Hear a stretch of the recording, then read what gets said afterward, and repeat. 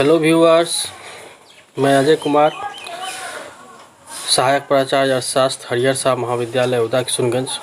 आज पुनः आप लोगों के बीच उपस्थित हूँ समष्टि अर्थशास्त्र के एक नए विषय के साथ, जिसका नाम है राष्ट्रीय आय अर्थात नेशनल इनकम। आज हम लोग इस विषय पर चर्चा करेंगे, लेकिन इससे पहले एक अपील कि आप लोग लॉकडाउन का पालन करें, उनके सभी नियमों का पालन करें। घर से निकलें तो मास्क अवश्य पहने, 2 गज की दूरी मेंटेन करें। चलिए इस संदेश के साथ मैं शुरू करता हूं आज की चर्चा। विषय है राष्ट्रीय आय।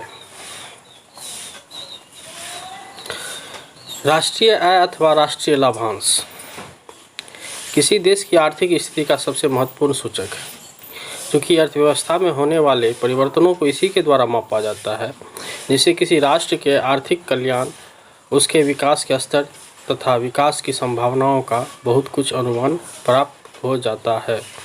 राष्ट्रीय आय से हम लोग ये अनुमान प्राप्त कर लेते हैं कि कोई भी देश विकास कर रहा है अथवा स्थिर अवस्था में है, और भी आर्थिक कल्याण का क्या स्तर है। ये सब चीज़ें हम लोग राष्ट्रीय आय के गणना द्वारा अनुमान लगा लेते हैं। तो राष्ट्रीय आय से अर्थ क्या है? राष्ट्रीय आय से अभिप्राय वस्तुओं और सेवाओं के उस प्रवाह से है। यह स्टॉक नहीं है, यह प्रवाह है जो किसी राष्ट्र को एक वर्ष के दौरान उपलब्ध होता है। अर्थात किसी देश में एक वर्ष की अवधि में उत्पादित सभी वस्तुओं एवं सेवाओं के मौद्रिक मूल्य को उस देश की राष्ट्रीय आय कहते हैं। एक वर्ष की अवधि में उत्पादित सभी वस्तुओं और सेवाओं के मौद्रिक मूल्य को, जो भी वस्तु या सेवा उत्पादित की गई उस वर्ष, उस चालू वर्ष में, उन सभी के मूल्य को हम लोग जोड़ लेते हैं। वही उस देश की उस वर्ष की राष्ट्रीय आय होती है। तो चलिए आगे देखते हैं। एक अर्थशास्त्री हैं साइमन कूजनेट्स, उनकी परिभाषा हम यहाँ देखेंगे।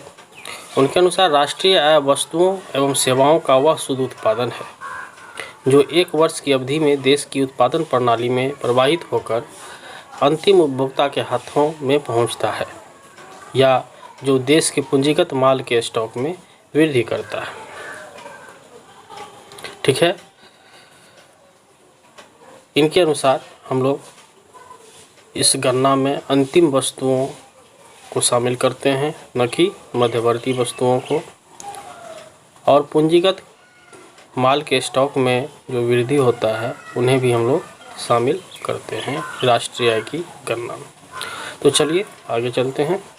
अब हम लोग देखेंगे कि राष्ट्रीय आय की विभिन्न धारणाएं क्या हैं। हम लोगों ने राष्ट्रीय आय का अर्थ तो समझा कि एक वर्ष की अवधि में जितने भी सेवा या वस्तु का उत्पादन किया गया उन सभी का मौद्रिक मूल्य जो है उस देश की राष्ट्रीय आय कहलाएगी।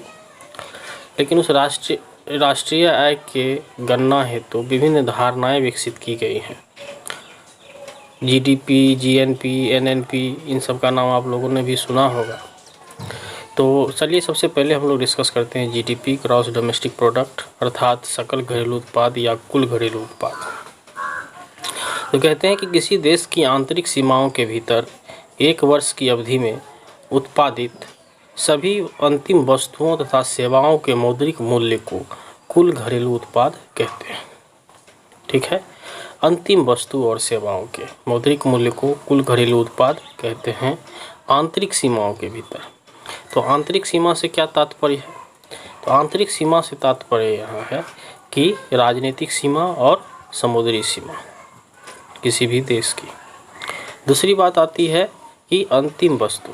अंतिम वस्तु क्या होता है? मध्यवर्ती वस्तु क्या होता है?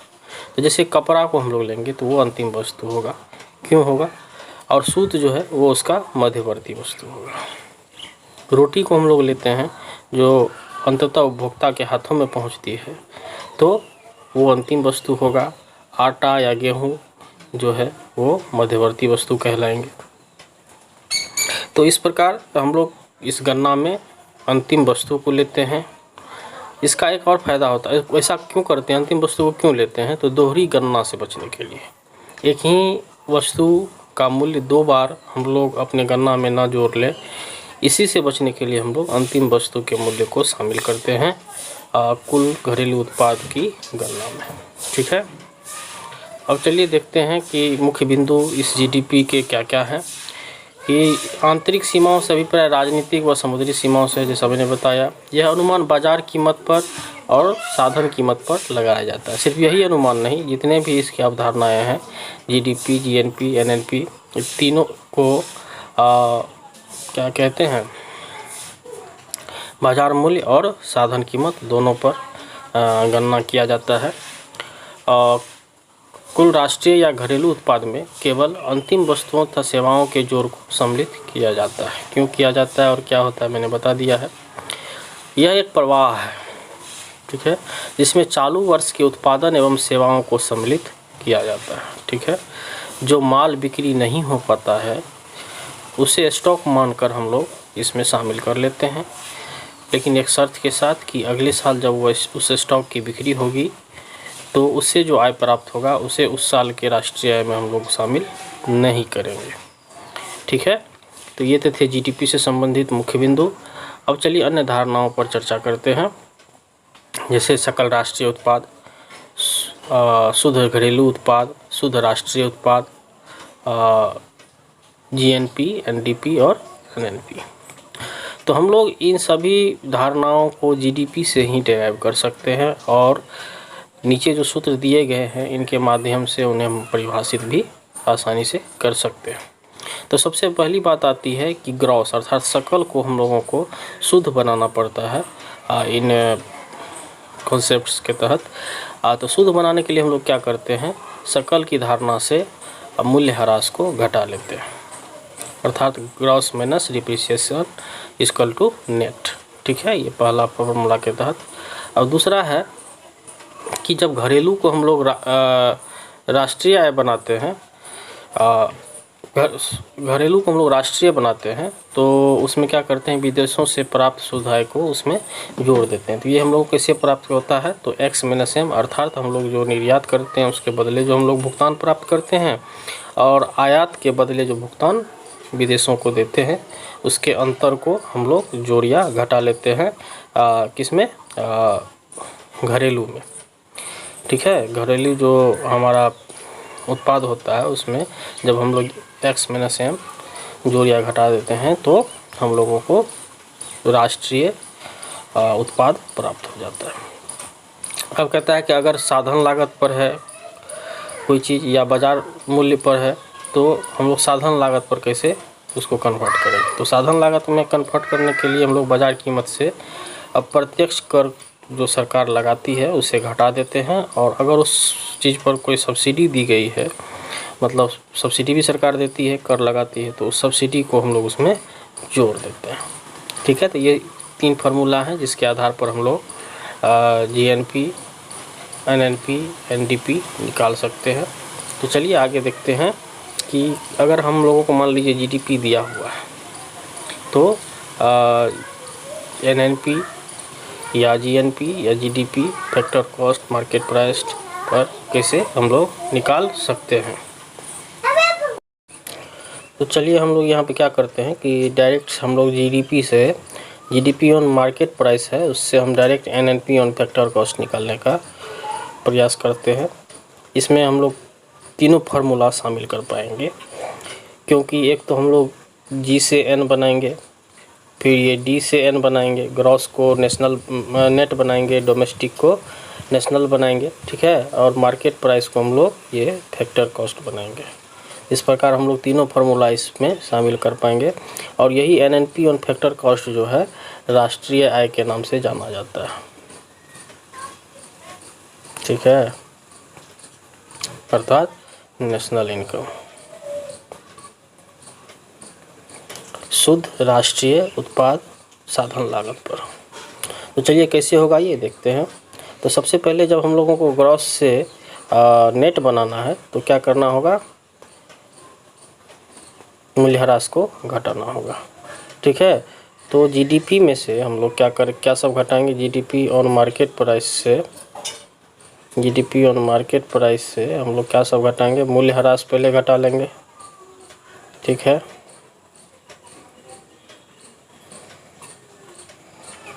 मूल्यह्रास घटा लेंगे, फिर क्या घटाएंगे, और डोमेस्टिक से हम लोग को क्या बनाना है, नेशनल बनाना है, तो प्लस या माइनस एक्स माइनस एम, ठीक है। ये क्या है आपको पहले बता चुके हैं, ठीक है। और हम लोग को जब मार्केट प्राइस से फैक्टर कॉस्ट पर ले जाना होगा तो हम लोग क्या करेंगे, मार्केट प्राइस से फैक्टर कॉस्ट पर ले जाना होगा तो हम लोग क्या करेंगे, जोड़ कर देंगे इसमें सब्सिडी,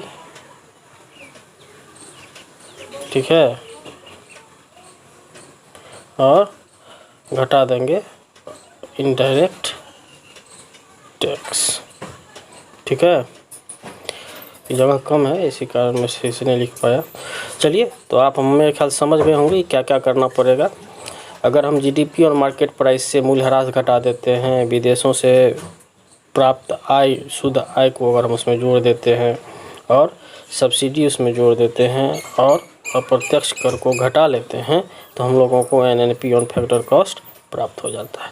इसी तरह आप बाकी के ये जो चार हैं आप खुद से निकाल के देखें आप कर पाते हैं कि नहीं, और उसी आधार पर इन सभी की, इन पांचों की परिभाषाएं आप तय कर सकते हैं, डिराइव कर सकते हैं, कोशिश कीजिए। चलिए अब आगे चलते हैं। अब अगला कॉन्सेप्ट है व्यक्तिगत आय की।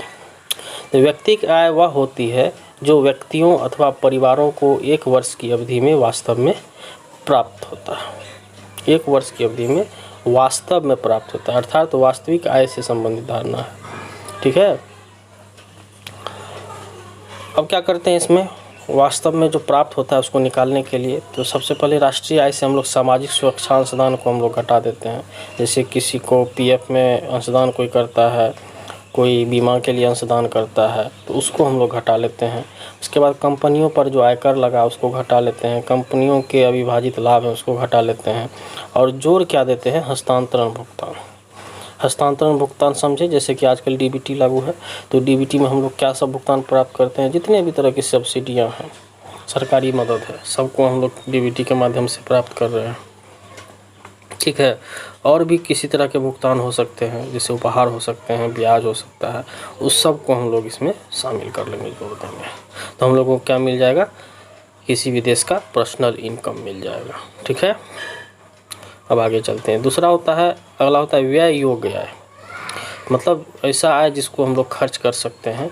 तो वो क्या होता है, तो व्यक्तिगत आय में से प्रत्यक्ष कर को जब हम लोग माइनस कर देते हैं, डायरेक्ट टैक्स को, तो व्यय योग्य आय हम लोगों को प्राप्त होता है। दूसरा भी फार्मूला है कि उपभोक्ता को जो भी प्राप्त होता है उसे दो ही उद्देश्य के लिए वो रखता है, या तो उपभोग के लिए या उसका वो बचत करता है, कि बचत और उसके उपभोग व्यय को जब हम लोग जोड़ देंगे तो व्यय योग्य आय जो है वो प्राप्त हो जाएगा हम लोगों को।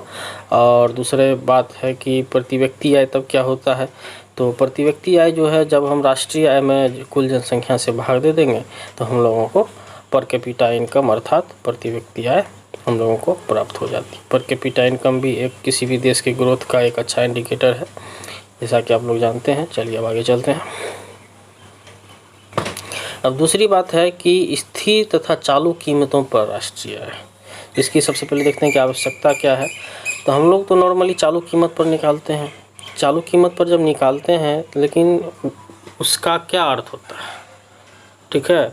राष्ट्रीय आय का हम लोग उपयोग किस चीज़ के लिए करते हैं, खास करके तुलना के लिए कि पिछले समय से अभी के समय में हमारा देश विकास किया है तो कितना किया है।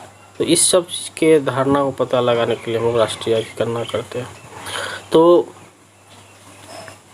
यदि वो चालू कीमत पर होती है तो उसमें क्या होता है कि महंगाई के कारण जो वृद्धि होती है वो उसमें शामिल होता है, ठीक है। तो वो जो गणना होती है उसको हम लोग चालू कीमत पर बोलते हैं। लेकिन तुलनात्मक बनाने के लिए डाटा को, अगर मान लीजिए हम 2000 ईस्वी से और आज 2020 ईस्वी को तुलना करें तो क्या करेंगे हम लोग, इसमें तो महंगाई भी होगी, इतने सालों में जो महंगाई दुगनी तिगुनी चौगुनी अब कितनी हुई, ये भी फैक्टर तो आएगा उसमें। तो ऑटोमेटिक हमारा जीडीपी जो है 4 गुनी ज़्यादा दिखाई देगी। क्या हम लोगों ने 4 गुना विकास कर लिया? नहीं। तुलना के लिए क्या होता है कि हम लोगों को तभी सही अनुमान लगा पाएंगे जब हम जान पाएँ कि उत्पादन मात्रा में कितनी वृद्धि हुई है, न कि मूल्य में। ठीक है, तो वास्तविक स्थिति ज्ञात करने के लिए हम लोग राष्ट्रीय आय से, ठीक है, इस प्रभाव को जो है, महंगाई के प्रभाव को, कीमत वृद्धि के प्रभाव को अलग करने का प्रयास करते हैं। तो कैसे करते हैं, तो चलिए आइए देखते हैं। तो वही जो अलग करके जो हम लोग गणना करते हैं ना, उसी को बोलते हैं हम लोग स्थिर कीमत पर राष्ट्रीय आय। तो वो कैसे करते हैं, आइए। तो इसके लिए क्या करते हैं, निर्देशांक, कीमत निर्देशांक का प्रयोग करते हैं। ठीक है, तो इसमें के लिए हम लोग आधार वर्ष लेते हैं। तो जिस वर्ष की तुलना में हम लोग करना चाहते हैं, जिस वर्ष से, उसको हम लोग आधार वर्ष मानते हैं और उसका निर्देशांक हम लोग 100 मानते हैं। तो अब आगे देखते हैं कि चालू वर्ष का कीमत में जो है वो दुनी हुई है, तिगुनी हुई है। अब जो जितना कीमत में वृद्धि हो गया है किसी वस्तुओं की कीमत में, उत्पाद की कीमत में, तो उससे निर्देशांक को गुना कर दिया जाता है। जैसे कि मान लीजिए दुगुनी हो गई तो कीमत निर्देशांक 200 हो जाएगा। अगर आधार वर्ष में कीमत 100 के बराबर माने थे, तो तिगुनी हो गई तो 300 हो जाएगा, चरगुनी हो गई तो 400 हो जाएगा। तो इसी प्रकार जो है स्थिर कीमत पर हम लोग एक फार्मूला के से ये राष्ट्रीय आय स्थिर कीमत पर निकालते हैं। फार्मूला है चालू कीमत पर राष्ट्रीय आय बटा कीमत निर्देशांक गुना 100। अगर मान लीजिए 93-94 भारत में जो है 93-94 को आधार वर्ष माना जाता है और कीमत निर्देशांक 100 माना गया है। और मान लीजिए कि चालू कीमत पर 15,000 रुपये राष्ट्रीय आय है और कीमत 3 गुनी बढ़ गई है तो निर्देशांक 300 हो जाएगी। तो आप देख रहे हैं कि कुल लगभग 55,000 के लगभग हमारा ये राष्ट्रीय आय आएगा। तो इस प्रकार जो है स्थिर कीमत पर राष्ट्रीय आय हम लोग को प्राप्त होगा और हम तुलनात्मक अध्ययन जो है अच्छे से कर पाएंगे कि विकास की स्थिति देश की क्या है। चलिए आगे चलते हैं। अब इसके मापने की विधियां क्या क्या है राष्ट्रीय आय की। तो सबसे पहला है उत्पाद गणना विधि। इसको अन्य नामों से भी जाना जाता है। ये कुल उत्पादन विधि, वस्तु सेवा विधि, वस्तु सेवाओं के प्रवाह विधि और वैल्यू एडेड अर्थात मूल्य वृद्धि विधि। ठीक है, इसमें करते क्या है कि एक वर्ष में उत्पादित सभी वस्तु एवं सेवाओं के अंतिम प्रवाह एक वर्ष में उत्पादित सभी वस्तु एवं सेवाओं के जो अंतिम होते हैं प्रवाह के मूल्य का योग किया जाता है। तो ये हुआ उत्पाद गणना विधि। अब व्यय विधि क्या होता है, इसका और भी नाम है साधन भुगतान विधि, आय प्रवाह विधि, आय गणना विधि। इसके अंतर्गत क्या करते हैं, तो देश के उत्पत्ति के साधनों को एक वर्ष में प्राप्त होने वाली आय को जोड़ लिया जाता है। उत्पत्ति के साधन आप लोग जानते हैं क्या है, 5 हैं, भूमि, पूंजी, श्रम, संगठन, उद्यम। इन सभी को पुरस्कार प्राप्त होता है तो वही पुरस्कारों को, उन्हीं पुरस्कारों का योग कर लिया जाता है। तो वो विधि क्या कहलाती है, आय विधि कहलाती है। चलिए आगे चलते हैं। एक होती है व्यय विधि। व्यय विधि में हम लोग क्या करते हैं कि इसके अंतर्गत एक वर्ष में सभी वस्तुओं और सेवाओं के लिए किए गए व्यय के आधार पर इसकी गणना की जाती है, जिसमें उपभोग व्यय और बचत को जोड़ लिया जाता है। इस कारण इसको उपभोग बचत विधि भी कहते हैं और उपभोग निवेश विधि कहते हैं। क्यों कहते हैं कि बचत जो है हमेशा निवेश के बराबर होता है। ठीक है, बचत लोग निवेश के लिए ही करते हैं। चलिए आगे चलते हैं। और अंतिम विधि कह सकते हैं इसको, तो ये सामाजिक लेखांकन विधि है। इसका विकास जो है तिसा के महान मंदी के बाद जो है अर्थशास्त्रियों ने, जैसे Richard stone, JR. Hicks, Harold आदि ने मिलकर किया था। तो इस विधि से न केवल राष्ट्रीय आय बल्कि संपूर्ण आर्थिक संरचना का विस्तृत सांख्यिक चित्र प्रस्तुत किया जाता है। हम लोग और भी तुलनात्मक अध्ययन कर सकते हैं इस विधि से। तो इस विधि का प्रयोग तब ही संभव है जब सभी लोग या संस्थाएं अपनी आय का सही हिसाब रखें, जिस कारण इस प्रयोग विधि का सीमित रहना स्वाभाविक है। अर्थात इस विधि का हम लोग नॉर्मली प्रयोग नहीं कर पाते हैं। कारण ये है कि अर्धविकसित देशों में बहुत लोग अनपढ़ होते हैं अपने आय व्यय का लेखा जोखा नहीं रखते हैं, तो ऐसी स्थिति में इस विधि का प्रयोग करना मुश्किल हो जाता है। ठीक है, तो चलिए आगे चलते हैं। अब है कि कठिनाइयाँ क्या क्या हैं। तो उसकी कठिनाई तो मैंने बता ही दी, अब आगे और भी क्या क्या कठिनाइयाँ हैं। तो ऐसी वस्तु एवं सेवाएं जिन्हें मौद्रिक मूल्य में व्यक्त नहीं किया जा सकता, उसको हम लोग कैसे शामिल करेंगे। जैसे गृहिणियों की सेवाएं, अब मान लीजिए कोई दाई है, कोई मकान मालिक किसी दाई को रखता है अपने घर के काम के लिए, तो उसका भुगतान करता है, लेकिन जब उसी दाई से वो शादी कर ले तो फिर जो उसको पेमेंट कर रहा था वो पेमेंट देना बंद कर देता है, और इस प्रकार उसकी सेवा जो है प्राइसलेस हो जाती है। ठीक है, तो ये सब कठिनाई है। और दूसरी है उत्पादक का उत्पाद का वह भाग जिसे उत्पादक स्वयं उपभोग के लिए रख लेता है।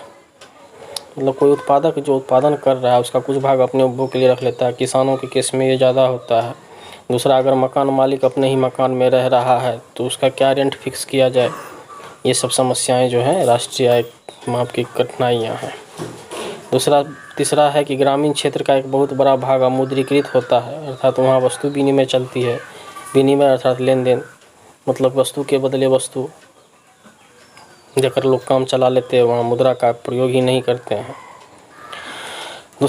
चौथा है कि दोहरी गणना की संभावना बहुत ज़्यादा बनी रहती है। प्रयास तो हम लोग करते हैं कि अंतिम वस्तु को ही शामिल करें, लेकिन अंतिम वस्तु निर्धारित करने में ही बहुत सारी परेशानी आती है कि ये वस्तु अमुक वस्तु अंतिम वस्तु है अथवा नहीं।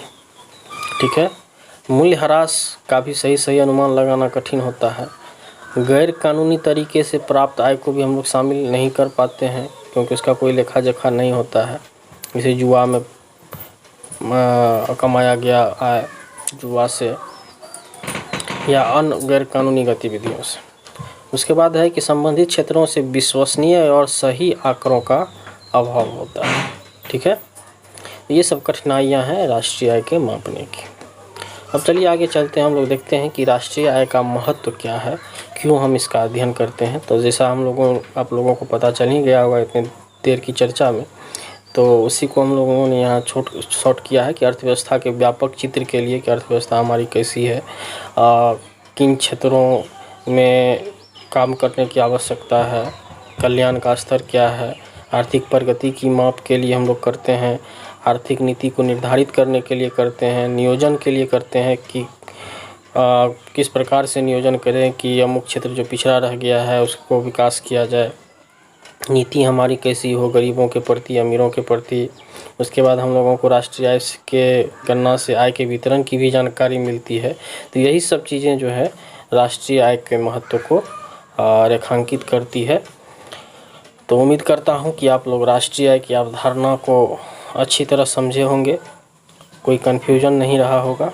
अगर कोई कन्फ्यूजन है तो कमेंट बॉक्स में ज़रूर कमेंट करें, या फिर मेरे पर्सनल व्हाट्सएप पर भेज सकते हैं।